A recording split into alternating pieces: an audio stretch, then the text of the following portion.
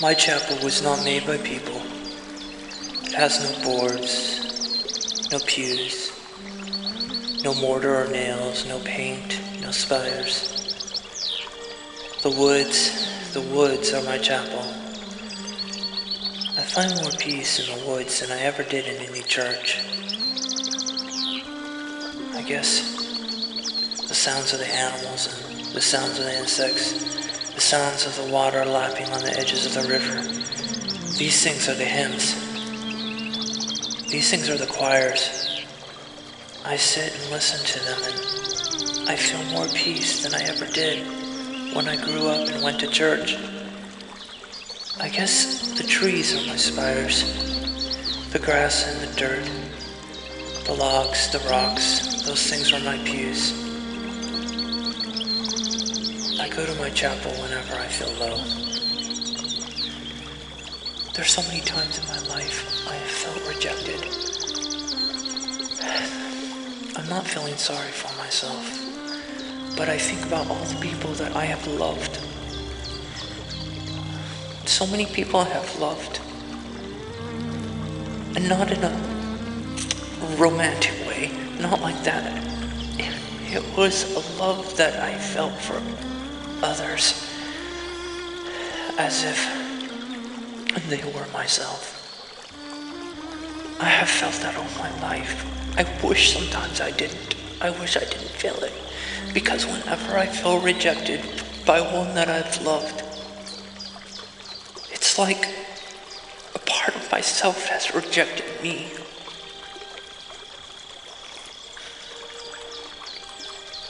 There was a time when I wanted to kill myself, and it wasn't because I was angry.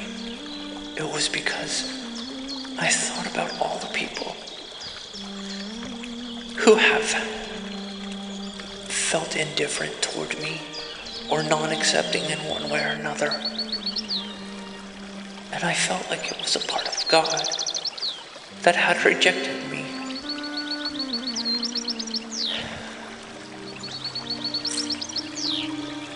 I think everyone just wants to feel accepted.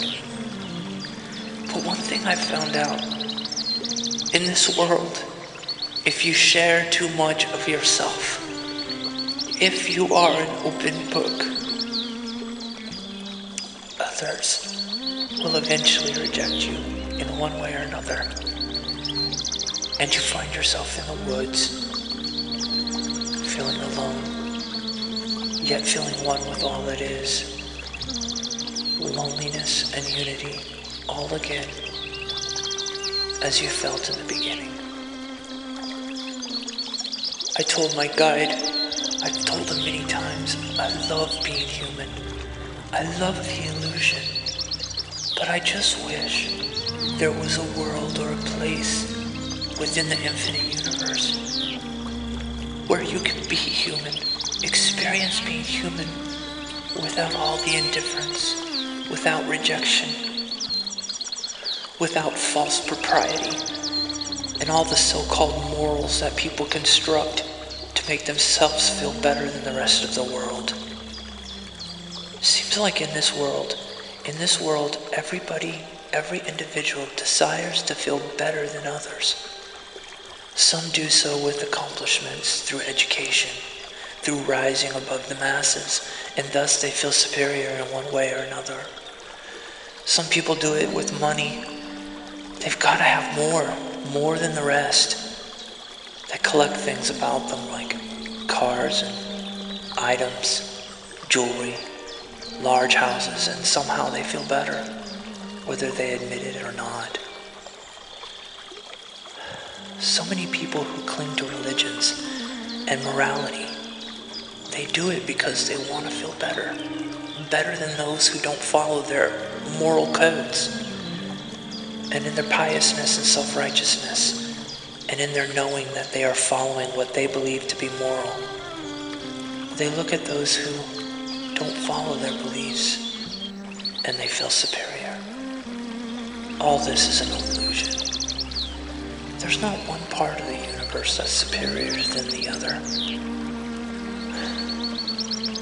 Nothing is better, nothing is worse. It's only judgments that make it so.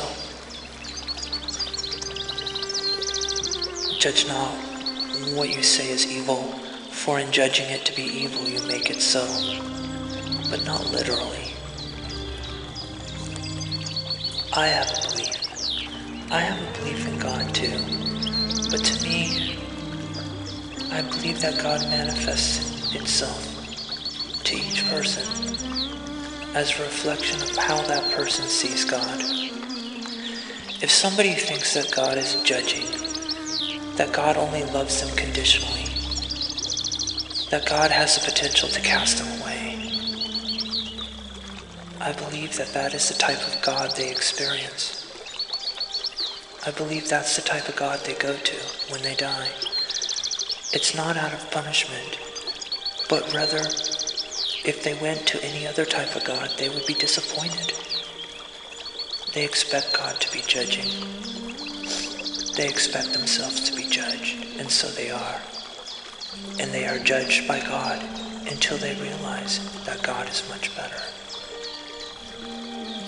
I think the truth about God and the universe and all that is, I think that it's so utterly loving and accepting that people cannot take that in. It's too good to be true. That's what they think in their heart. It's too good to be true. A God that loves you and accepts you and makes you his own unconditionally. It's too good to be true. So they make God look less, and they themselves act less. They reject people. They reject what they judge to be bad, and so they expect God to do the same. And I believe God reflects back to them their beliefs until they come to a realization that that's not loving, that that's not the ultimate state. I once asked my guide, I said, when I die and I go to the astral world, so many people think it's an actual place. I said, so many people think it's like being human but in a perfect place. Is that the way it is? And my guide told me the truth of it is, it's not. All things are flowing. It's like somebody put a rainbow in a blender. Flowing colors, flowing lights. He told me that the parts of the astral world where there is form and shape are the lowest parts. But there are parts of it that are much higher. And he told me that when I die, those are the parts that I will experience. It sounded glorious, but not really. Part of me was sad when he told me that. Because I had always pictured that I would be able to find a place beyond this life where I could still be human. But without all of the rejection, all the sadness. I love being human. The human experience would be so wonderful if humans didn't screw it up so much. It would be wonderful to be human. If humans didn't cause the world so much pain. I wonder what it would be like if everybody was empathic. Now, I'm not saying psychic and intrusive in other people's thoughts. I don't mean it that way, but empathic. What if it was that you felt the emotions of other people as your own emotions? How would that make the world change? Could you cause others to feel shame?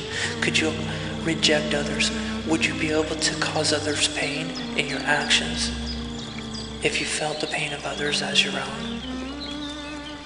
If I could change one thing about the experience of being human, I would make it so that every person could feel the emotions of the others. The world would be such a better place.